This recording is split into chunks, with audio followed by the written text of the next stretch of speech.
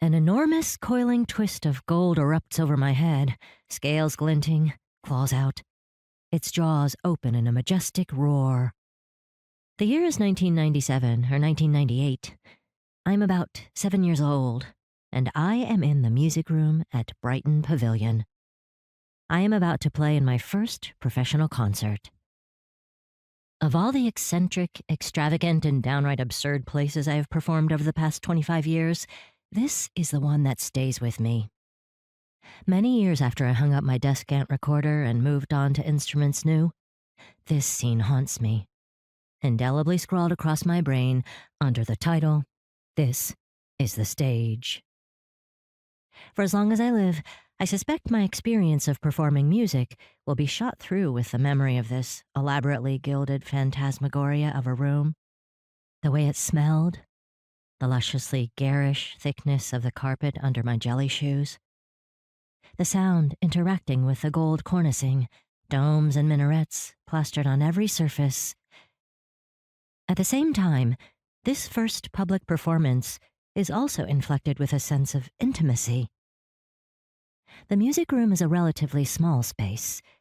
You can see more or less every face in the audience, and so you have to make your own stage in a sense.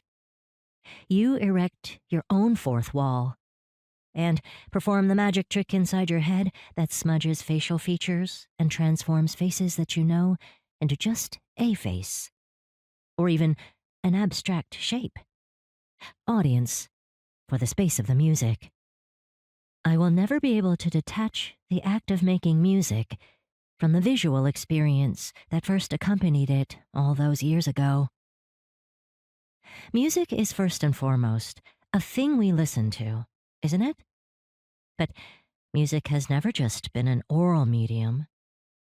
Its visual aspects, the enjoyment we gain from watching a performance in a beautiful space like the music room, the cues we get from fellow musicians and their visible gestures as we perform, and the way it is written down have been vital to the way that music has gained meaning and been disseminated throughout the centuries.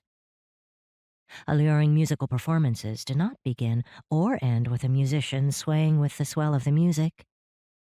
Indeed, they can happen without any visual stimulation, which you can experience simply by shutting your eyes or listening to your favorite piece of music over a streaming service or the radio. The desire to see music, though, is important.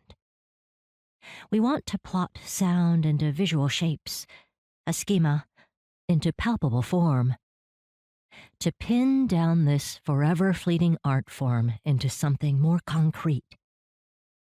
We have always seen music, even as it has infused our ears. Indeed, as deaf and hearing-impaired music lovers have known for centuries, there are multiple ways to experience music that have nothing to do with our ears.